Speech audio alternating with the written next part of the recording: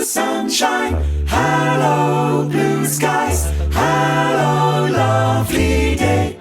Hello sunshine, hello sky. Hello mga ka-growers! Welcome to Grow with Tep and Tap, where every day is another farm venture. So guys, ngayon ay naglalakad tayo papunta sa ating kumpayan ng Napier grass. Samahan nyo ako sa pangungumpay ng Napier grass at i-discuss natin kung bakit mahalaga ang Napier grass sa mga alaga nating tupa.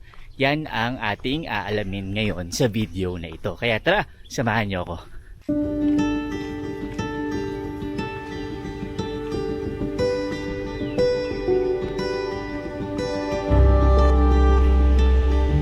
So ayan guys, mula sa bahay naglalakad tayo papunta dito sa ating kinukumpayan dahil dito maraming Napier grass.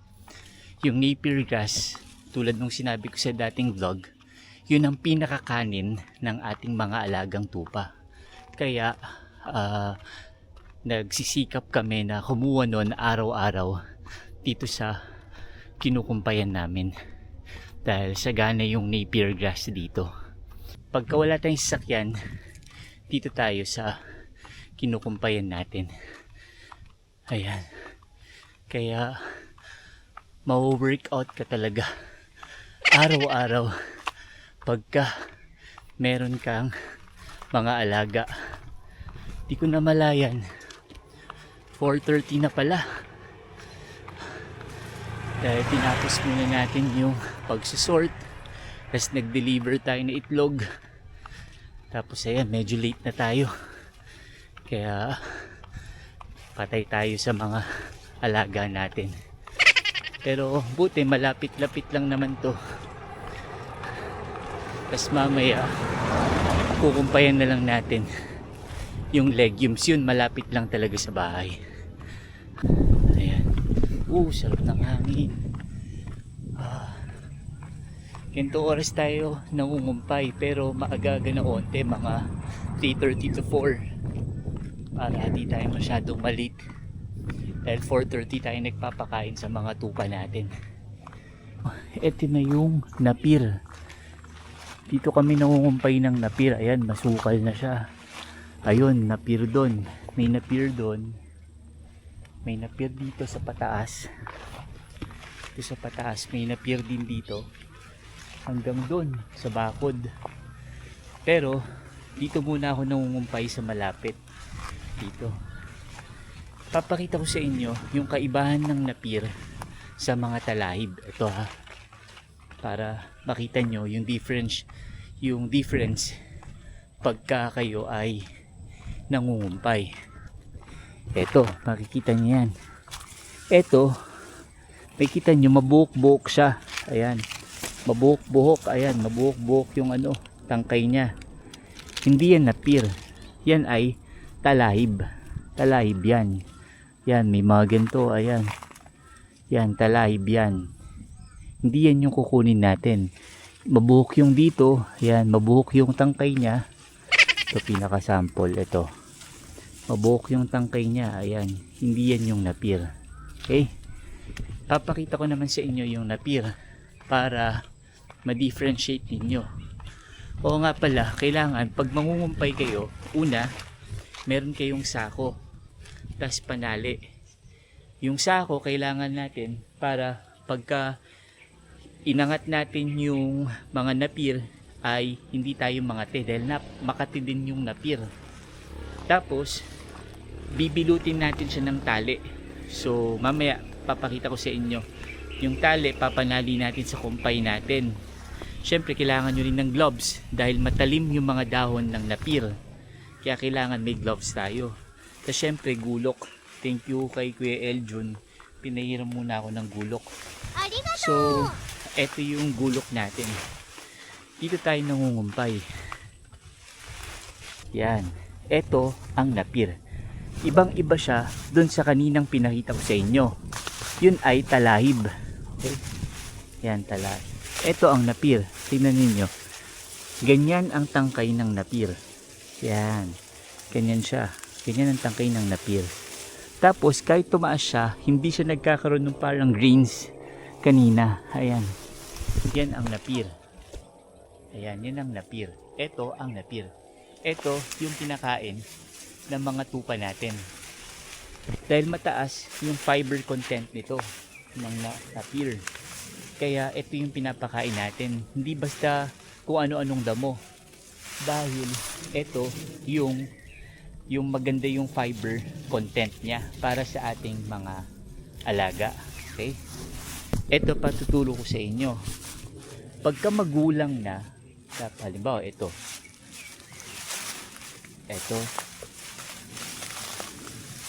Ito, ayan, magulang na. Pwede natin itong kumpayin, pero yung dahon lang, itong malambot na side. Kasi ito, matigas na to. Masasayang lang dahil nahihirapan yung mga alaga natin na i-chew itong matigas na parteng ito. Etong green na to, sinasama namin dahil sa mataas yung fiber content pero malambot pa siya. Madali siyang i-grind tapos palatable. Eto, matigas to eh. Di na rin natin, kaya ang tigas niyan. Nako, pagka nawa, kung papapahawak ko lang sa inyo, matigas yan eh. Kaya ang binibigay namin, kaya kinukumpay namin itong mga green. Yan, green. Isa pang advantage, if kinumpay mo yung green, hanggang dito lang yung kinumpay mo, hindi yung buo sa ilalim. Pag kinumpay mo sa ilalim, mabigat na yan. Kasi, etong matanda na to, mabigat na to. Especially ito, mabigat na to. So, eto, malayo yung kumpayan. Biruin mo, eto, buong to, kukumpayin mo, tapos, eto lang naman papakinabangan mo, kaya hindi. Kaya eto, sayang lang. Kaya pinuputol natin dito. Kaya makikita nyo, ganyan siya. Ganyan yung putol namin. Okay? Actually, matataas pa to, pero nasa ilalim na yung iba. Nasa ilalim na yung mga ibang tangkay ng napir. Kinakalat na lang namin dyan, tapos maugulat na lang kami na tutubo na siya.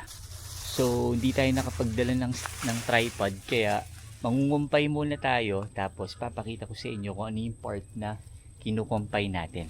Okay? So, eto, kung matigas to, kung matigas tong part na to, ang putol natin dito na. Okay? Dito na yung putol natin. Ayan, dito. Diyan yung putol natin. Papakita ko sa inyo mamaya. Kung eto matigas na, wala namang dahon na papapakinabangan, hanggang dito yung putol natin. Okay? So guys, eto na yung nakumpay nating napir grass. Kung mapapansin ninyo, maikli lang yung putol natin sa kanya. Majority ng part niya ay yung dahon, tapos maikli lang yung tangkay. Tapos yung tangkay niya, mapapansin ninyo, green siya. Ayan. Dahil ito, yung malambot pang tangkay. Dati, kinukumpayan namin, pahabaan kami. As in, ang haba. Kaya lang napansin namin, na bagaman mahaba yung kumpay natin, tapos binibigay natin noon sa kambing pa namin binibigay, naiiwan lang yung mga tangkay, yung mga ganito. Papa. Yan, yung mga ganito. Naiiwan lang tong mga to, mga ganyan. Kasi matigas na tong part na to. Tapos, nasayang lang, natatapon lang. Kaya, pagdating sa kulungan, napakakalat. Puro ganito. Kasi, iniiwan lang nila. So sayang lang yung kumpay natin. Kahit habaan mo yung kumpay nung napir gas, masayang lang yung tangkay na to.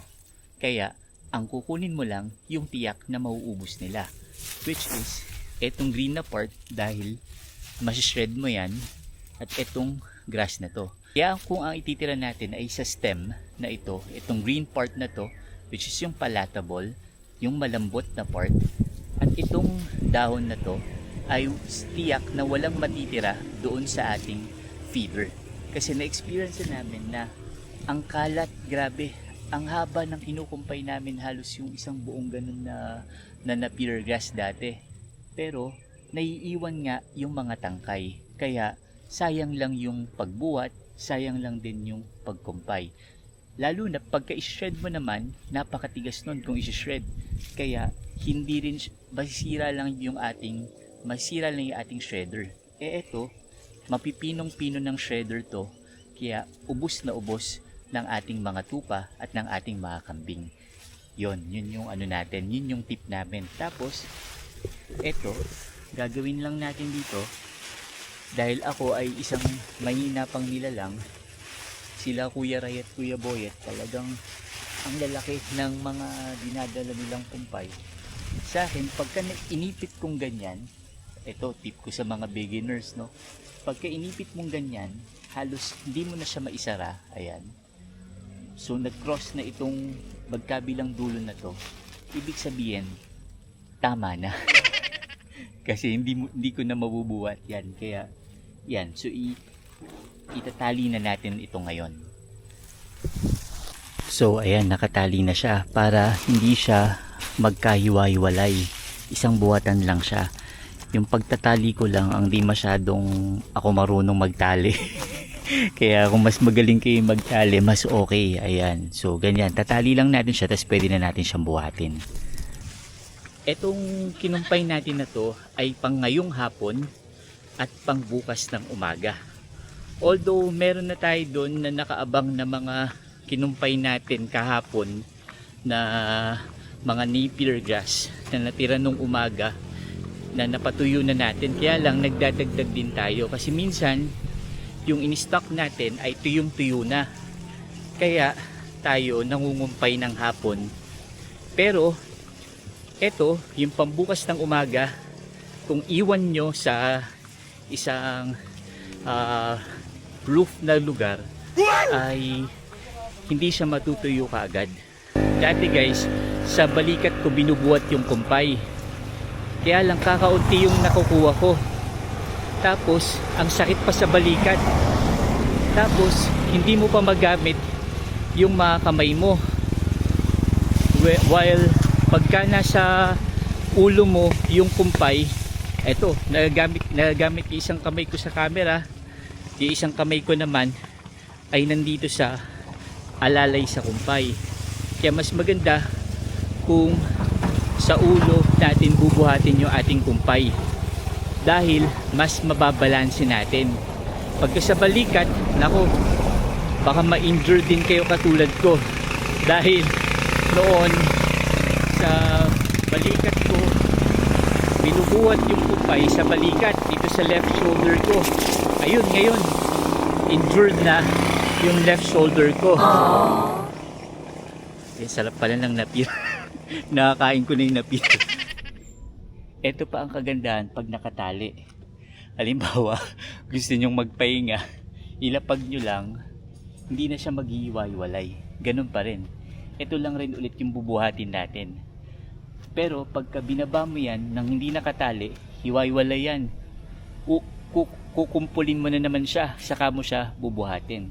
While ito, isang buhat na lang siya pagka binuhat natin. So, yun yung mga natutunan natin sa tagal nating nangungumpay sa kambing. Ilang taon din tayo nangumpay sa kambing eh. Kaya doon na-injured tong left shoulder ko. Kaya ngayon, naganap ako ng paraan kung paano yung tamang pagbubuhat. Ang tamang pagbubuhat dapat sa ulo. Kasi centered siya. Ito yung buong position, yung buong postura natin, spinal, ito, tutulong yan sa pagbuhat. Tas nakasentro yung pagbuhat natin. Balanse siya, kumbaga. Yun pala yung tamang term. Balance yung pagbuhat natin. Pagka kasi dito sa left shoulder lang, ito, nandito lahat ng pwersa, nakaganong ka. Masakit sa masakit siya. Kahit pa right yan. Pero pag center, balance siya. Yun yung kagandahan pagka magbubuhat sa ulo. Kaya simula nun sa ulo ko nagbubuhat. Kaya kahit malayo, kaya ko na ngayong lakarin at buhatin yung kumpay. Dati, pagka dito lang sa left shoulder, onting lakad, pahinga, kaya ang tagal. So, buhatin na natin ulit to, guys. Ayan. So, habang buhat natin to, i-discuss natin bakit ba nagpapakahirap tayo mangumpay ng napir. Kahit na medyo malayo, tapos binubuhat pa natin hanggang dun sa sheep pen natin etong napir grass.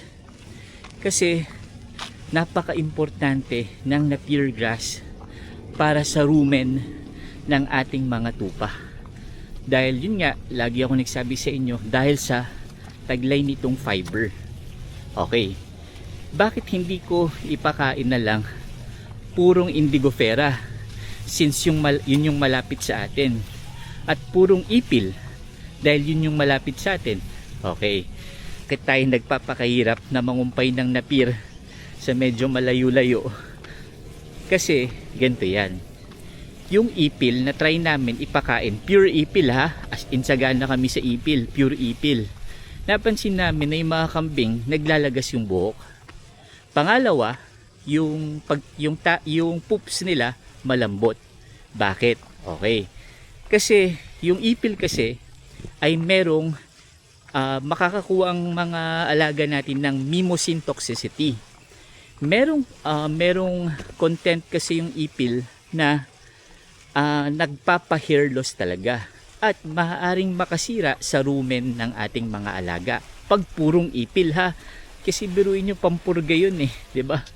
Kaya makakasira pag purong ipil.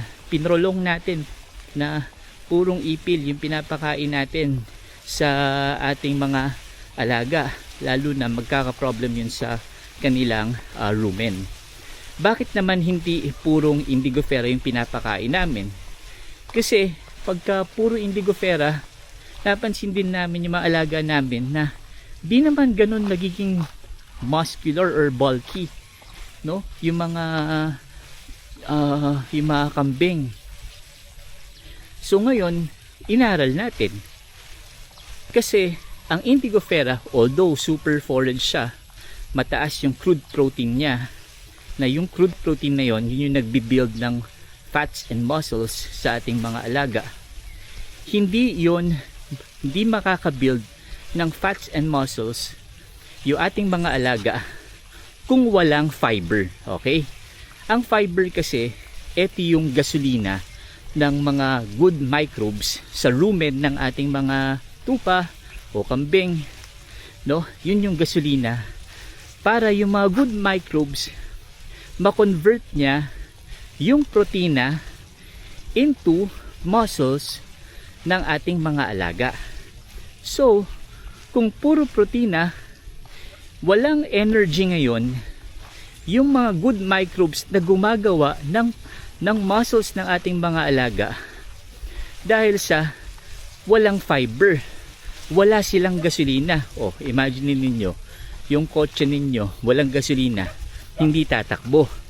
Ganon din sa ating mga alaga. Pagka walang fiber, walang gasolina yung good microbes natin para i-convert yung protein into muscles. Kaya pakain ka ng pakain ng indigofera, pakain ka ng pakain ng ipil, wala rin. Hindi magkakaroon ng muscles yung ating mga alaga. Hindi magkakaroon ng weight yung ating mga alaga. Kaya importante ang fiber. Kaya hindi dapat purong ipil, hindi rin dapat purong indigofera, hindi rin dapat purong napir. Dapat ay balanse yung napir, indigofera, at saka yung ipil-ipil. So tandaan nyo yun ha. Yun ay base lang naman sa mga experiences namin at na-research namin, kasi halos more than a year na rin kami nag-aalaga ng small ruminants. Shh! Kasi more than 1 year na rin kami nag-aalaga ng small ruminants. Kaya yun yung mga observations namin. Kaya ngayon, ina-apply ko ngayon dito sa ating mga tupa. Ayan, nandito na tayo. Ayan. Ayan. So, nandito na tayo sa pag-shed natin. Etong mga napier na to, kinumpay ko to kahapon. Okay? Tapos, yung umaga na ibigay ko na. Eto ngayon, panghapon. Okay? Pero papansin niyo, okay pa siya. No? Okay pa siya. Yung mga tuyong-tuyo, onti lang naman. Pero, yung mga nasa ilalim, okay pa siya. Kaya, eto, since na-wilt na natin siya, na-air dry na natin siya, eto ibibigay natin ngayong hapon. Eto naman yung bagong kinumpay natin. Eto, kumpay na natin to, papakain natin to bukas ng umaga at bukas ng hapon. Kaya, dapat consistent tayo. Pagka araw-araw tayo nangungumpay, ibig sabihin, nakaprogram na, nakaschedule na sa atin yung ipapakain natin sa ating mga alaga. Kasi, kung ngayon ka palang mangungumpay, papatuyuin mo pa to, di ba? E di sayang yung oras, nag-aantay yung mga alaga natin. Eto, naka-buffer na to, natuyo na to, kaya pwede na nating ibigay kaagad sa ating mga alaga. So yan. So ngayon, ang kulang naman natin dito ay yung Indigofera.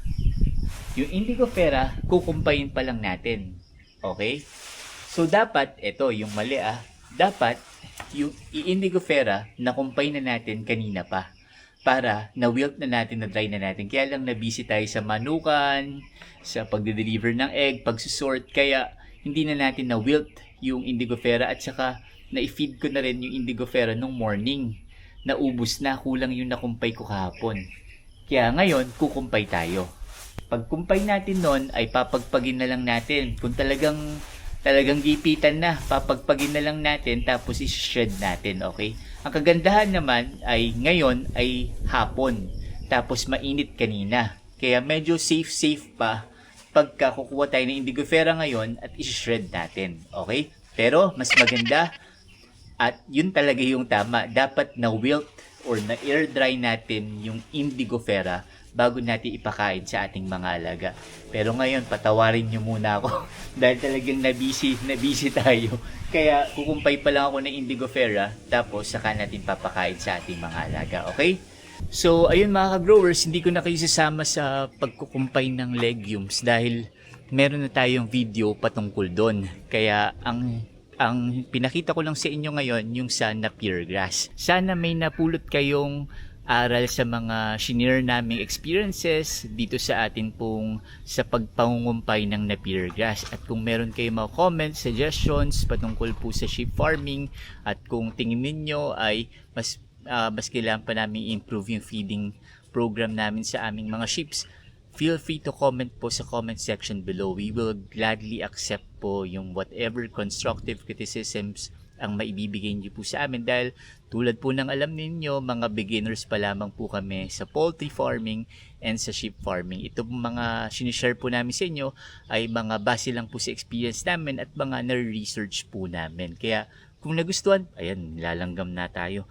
Kung nagustuhan po ninyo yung content po natin na ito ay makikisuyo po kami pa-like, share, and subscribe na rin po sa aming YouTube channel. Ayan mga ka-growers, salamat muli sa pagsama sa amin sa video na ito. See you again on our next farm venture. Bye guys!